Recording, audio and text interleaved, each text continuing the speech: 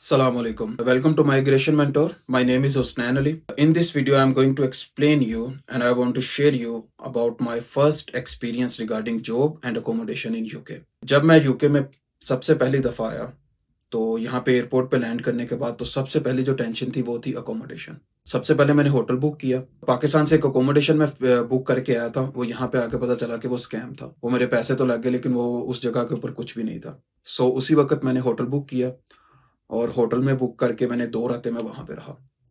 अभी पहली रात में रहा था तो अगले दिन मैं यूनिवर्सिटी गया अपना बीआरपी कार्ड रिसीव करने। तो बीआरपी कार्ड यहाँ तो आपको यूनिवर्सिटी से मिलता है, यहाँ पोस्ट ऑफिस होता है यूनिवर्सिटी के बिल्कुल करीब, आपको वहाँ से रिसीव करना होता है। वो रिसीव करके यूनिवर्सिटी गया तो वो जो जितनी भी उनकी आईडीज़ हब होती है यूनिवर्सिटी का अपना सॉफ्टवेयर जो है और ईमेल आईडीज़ जो अपनी देते हैं वो उस रजिस्ट्रेशन के लिए मैं अपने यूनिवर्सिटी स्टूडेंट सपोर्ट के पास चला गया। वहाँ पे गया तो एक लड़की थी मेरी ही कंट्री से, मेरे ही सिटी से। तो उसके साथ डिस्कस किया कि उसने रजिस्ट्रेशन तो सारी मेरी कर दी, तो उसके साथ डिस्कस किया कि अकोमोडेशन का मुझे प्रॉब्लम है, अभी तो मैं होटल में रह रहा हूँ और काफ़ी ज़्यादा मुश्किल भी है। तो उसके पास तो मेरे जैसे काफ़ी ज़्यादा स्टूडेंट थे, तो उसने एक नंबर शेयर कर दिया। उस नंबर पे मैंने कॉन्टैक्ट किया तो उन्होंने कहा बिल्कुल जी जगह है उसी दिन। तो होटल पे मैं एक रात वो अगली अपनी गुजार के तो मैं उनके पास चला गया, तो मैंने वहाँ पे रहना स्टार्ट कर दिया। अभी 3-4 दिन ही गुजरे तो साथ ही एक एजेंसी थी और वहीं पे घर से मुझे पता चला कि एजेंसी है जो आगे पार्ट टाइम वर्क जो है ना वो प्रोवाइड करती है। मैंने नीचे डिस्क्रिप्शन में इस तरह की एजेंसीज के लिंक डाल दिए हैं जो आपको पार्ट टाइम जॉब प्रोवाइड करती हैं just 20 hours during student visa. लेकिन जब आपकी टर्म ब्रेक होती है, अगर आपका मास्टर्स का कोर्स है 9 मंथ का कोर्स है या 10 मंथ का, तो उसमें 2 महीना आपकी टर्म ब्रेक होती है। फर्स्ट सेमेस्टर आपका खत्म होता है, 1 महीना ब्रेक आती है बीच में, उसमें आप फुल टाइम काम कर सकते हैं। देन आपका नेक्स्ट सेमेस्टर स्टार्ट होता है, देन 1 महीने की ब्रेक आती है, उसमें आप काम कर सकते हैं, महीने से ज़्यादा भी होती है कुछ यूनिवर्सिटीज़ की। और देन उसके बाद आप नेक्स्ट मॉड्यूल करने के बाद आपको वर्क जो है ना अलाउ होता है। तो वहाँ से मैंने वो जॉब ली और मैंने जॉब पे जाना स्टार्ट कर दिया। जॉब तो मेरे घर के बहुत करीब थी, लेकिन जब मैं यूनिवर्सिटी गया उस घर से तो वो तो 2 घंटा 35 मिनट का रास्ता था। 2 आवर्स एंड 35 मिनट्स ट्रैवल था, 3 डिफरेंट किस्म की ट्रेन्स थी, फिर बस थी, चेंज करके फिर यूनिवर्सिटी में पहुँच रहा था। अब जब मुझे अकोमोडेशन फाइंड करनी थी तब तो मैंने यूनिवर्सिटी की लोकेशन भी नहीं देखी, क्योंकि तब तो इतनी परेशानी होती है कि बैग हाथ में और आपके पास घर भी नहीं है। तो तब तो मैंने घर में एंटर होने की। तो बहरहाल मुझे एक सैक्रिफाइस करना था यूनिवर्सिटी वाला। जॉब घर के करीब थी और घर ठीक था, तो वहाँ पे मैं रहने लग गया। 2 महीने गुजरे, अपने क्लास फेलो से डिस्कस किया, सबके साथ जब रिलेशन बन गया तो उनके पास एक जगह निकली, मैं वहाँ पे शिफ्ट हो गया। वहाँ पे शिफ्ट होके यूनिवर्सिटी के मैं करीब हो गया, जॉब से मैं थोड़ा दूर हो गया। जॉब के बारे में डिस्कस भी किया दोस्तों से, तो उन्होंने बताया कि सिक्योरिटी जो है यहाँ पे वो बहुत अच्छी जॉब है, स्टूडेंट लाइफ के दौरान अच्छी पेमेंट है उसके अंदर, पैसे जो है ना अच्छे बन जाते हैं और कोई खास स्किल भी नहीं चाहिए उसके लिए और मिल भी इजीली जाती है। मैंने सिक्योरिटी लाइसेंस स्टार्ट कर दिया। उसका क्या प्रोसीजर है मेरे चैनल पे वीडियो मौजूद है, आप देख सकते हैं। फर्स्ट स्टेप से लास्ट स्टेप तक सब मैंने बताया किस तरीके से आप अपना SIA लाइसेंस लेते हैं। SIA लाइसेंस लिया और अभी पहली जॉब नहीं छोड़ी। जब पहली जॉब के दौरान ही 2 दिन के बाद मुझे SIA की जॉब मिल गई, मैं वहाँ पे जाने लग गया। पहली को मैंने फिर छोड़ दिया। उसी कंपनी के अंदर मैंने अपना सारा टाइम पीरियड गुजारा, वहाँ पे रह के फिर स्टडी फिनिश की। टर्म ब्रेक में मैंने फुल टाइम काम किया। जैसे ही मेरा स्टूडेंट टाइम फिनिश हुआ, नेक्स्ट वीज़ा लिया और उन्हीं ने मुझे फुल टाइम जॉब दे दी। मैं उसी कंपनी के अंदर हूँ आज तक। वहाँ से फिर मैंने जब मेरी जॉब लगी फिर मैंने वो अकोमोडेशन छोड़ दी जो मैं शेयरिंग के अंदर रह रहा था।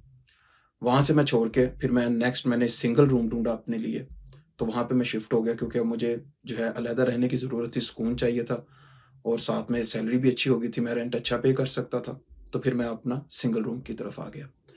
अब इसके अंदर आपके लिए एडवाइस क्या है, जो नए स्टूडेंट्स आते हैं, या मशवरा क्या है जो मैंने सीखा है यहाँ से, मुख्तलिफ फ्रेंड्स से सुना है, सब कुछ किया है। देखिए आप जब भी यहाँ पे आएँ, सबसे अच्छा तरीका आप अपने क्लास फेलोज़ के साथ डिस्कस करें और जहाँ पे वो अकेले अपने सारे लड़के रह रहे हैं ना, आप वहाँ पे चले जाएँ। वहाँ पे आप जो है ना जगह एडजस्ट कर लें, जगह थोड़ी-सी कम भी है, सैक्रिफाइस भी करना पड़ता है, आप चले जाएँ। स्टूडेंट का गुज़ारा स्टूडेंट्स में ही होता है, ठीक है? फैमिली के साथ शिफ्ट होने की ज़रूरत नहीं है। फैमिलीज़ यहाँ पे कौन-सी हैं जो आपको ऑफ़र करती हैं कि आप हमारे घर में आके रहें? वो लोग जो सब माइग्रेटेड हैं, वो चाहे पाकिस्तान, इंडिया से हैं, वो चाहे कुछ बहुत कम हद तक यूरोपियन, जो आपको इजाज़त देते हैं कि आप ये कमरा ले लें और यहाँ पे रह लें। ब्रिटिश तो करीब भी नहीं आने देते। ब्रिटिश जो है मेजॉरिटी वो करीब नहीं आने देते, वो अपनी प्राइवेसी को बहुत सिक्योर रखते हैं और लालची भी नहीं होते ज़्यादा, क्योंकि वो यहाँ के कल्चर के मुताबिक ढल चुके हैं। उनको पता है हमारी ज़रूरत हमें मिल रही है, उनको लालच की ज़रूरत नहीं होती। तो फैमिली के साथ जो है ना अच्छा एक्सपीरियंस नहीं है, आप बहुत ज़्यादा ना एक बाउंड हो जाते हैं, बहुत ज़्यादा रिस्ट्रिक्टेड एरिया आपका हो जाता है। और लोग भी यहाँ पे ज़्यादा जो है ना वो इतने अच्छे नहीं हैं, इतने रीज़नेबल नहीं हैं, ठीक है? सो ये एक अलग बहस है। अगर आप अच्छे हैं तो सब अच्छे हैं, लेकिन बाज़ का कुछ चीज़ें ऐसी होती हैं जिसमें दोनों पार्टीज़ को देखना पड़ता है। तो फैमिली से आप दूर रहें। जहाँ लड़के रह रहे हैं वहाँ देखें, या आपको बॉक्स रूम मिलता है, छोटा-सा रूम मिलता है, या आपको सिंगल रूम मिलता है, आप उस तरफ जाएँ। अगर यूनिवर्सिटी की अकोमोडेशन है फिर तो बहुत अच्छी बात है, लेकिन वो एक्सपेंसिव होती है।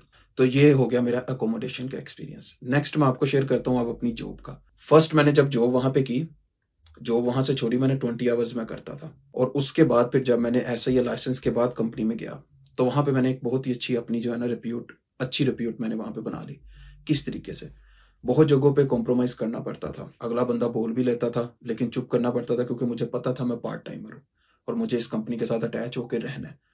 कुछ चीज़ें सैक्रिफाइस करनी पड़ती थी, वो कर लेते थे। लेकिन जब बहुत रॉन्ग बात होती थी वहाँ पे, एक अच्छे अंदाज में बात भी कर लेता था। वहाँ पे वो टाइम गुज़ारा, जैसे स्टडी फिनिश हुई, अपना काम के अंदर इंटरेस्ट इतना बॉस को शो कर दिया हुआ था, काम कर के कि ये देखो मुझे ये भी पता, मुझे ये भी पता। जो काम मेरा नहीं था, जानबूझ के उसके अंदर इंटरफेयर करके, रिक्वेस्ट करके, काम सीख के अगले बंदे को मैं ब्रेक दे देता था। ठीक है तुम जाओ आधा घंटा, ये मैं करता हूँ। क्या मकसद था कि मुझे काम का पता होना चाहिए। जब मेरी स्टडी फिनिश हुई, तो जब आप उसको जाके मैंने बताया सब कुछ कि भाई ये मुझे पता है, उसको नज़र आ रहा होता है, उनको जो ऊपर ही ऊपर मैनेजर बैठा होता है, को पता है काम करने वालों को सब नज़र आता है। उसने अगली बात नहीं की, वो कहता है हमें तो ज़रूरत है आपकी।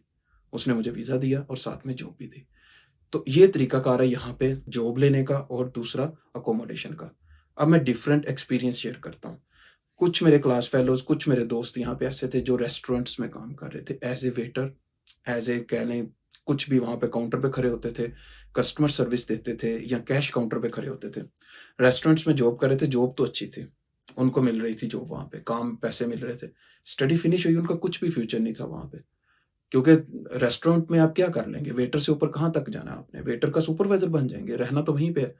तो रेस्टोरेंट यहाँ पे जो लोकल हैं, ज़्यादातर लोकल ही हैं जो आपको रखते हैं। वो वीज़ा वगैरह भी आपको कुछ नहीं देते, उनके पास ये चीज़ें इतनी होती नहीं है, वो इस तरफ उनका इंटरेस्ट ही नहीं होता, क्योंकि ये ऐसी जॉब है सब लोग कर लेते हैं। तो ये जो थी रेस्टोरेंट की कोई तरक्की नहीं थी, वो अभी तक वीज़ा आगे देख रहे हैं। कुछ स्टूडेंट ऐसे थे जो एक शॉप्स पे लगे थे, उनकी अपनों की शॉप थी। एक मेरा क्लास फेलो है, उसके भाई की पिज़्ज़ा शॉप थी। वहीं पे उसने काम किया, भाई से वीज़ा ले लिया, अपना एक्सपेंस करके, और वहीं पे काम कर रहा है, क्योंकि उसको पता है मैंने यहाँ पे काम करना है, ये मेरी स्किल है, जब मेरा वीज़ा टाइम पूरा होगा तो मैं अपना बिज़नेस भी स्टार्ट कर सकता हूँ। बहुत अच्छा प्लान है। तो कुछ ने अपना वीज़ा परचेज़ करने की तरफ भी सोचा, कुछ को कंट्री छोड़नी पड़ी, और किसी ने स्पॉन्सरशिप वीज़ा वाली जॉब ले ली, जैसा कि मैं आपके सामने हूँ और 1-2 दोस्त और हैं। ये तरीकाकार है यहाँ पे आके अपनी सेटलमेंट का। फर्स्ट डिसीजन जो है ना आपका, वो बहुत ज़्यादा मैटर करता है। पहले तो आएँ, जो भी काम मिले करें। वहाँ पे रह के सोचें उसी वक़्त। ये ना सोचें कि बस मिल रहा है तो ठीक है। वहीं सोचें कि कौन-सी अच्छी फ़ील्ड आपने सेलेक्ट करनी है। अच्छे तरीके से वहाँ पे एंटर हो, अच्छी रेप्यूट बनाएँ, जब तक आपकी स्टडी फिनिश हो, आपका नेक्स्ट वीज़ा है, तब तक आपकी रेपुटेशन इतनी अच्छी हो कि कंपनी खुद कह रही हो कि हाँ, हमें इस बंदे की ज़रूरत है।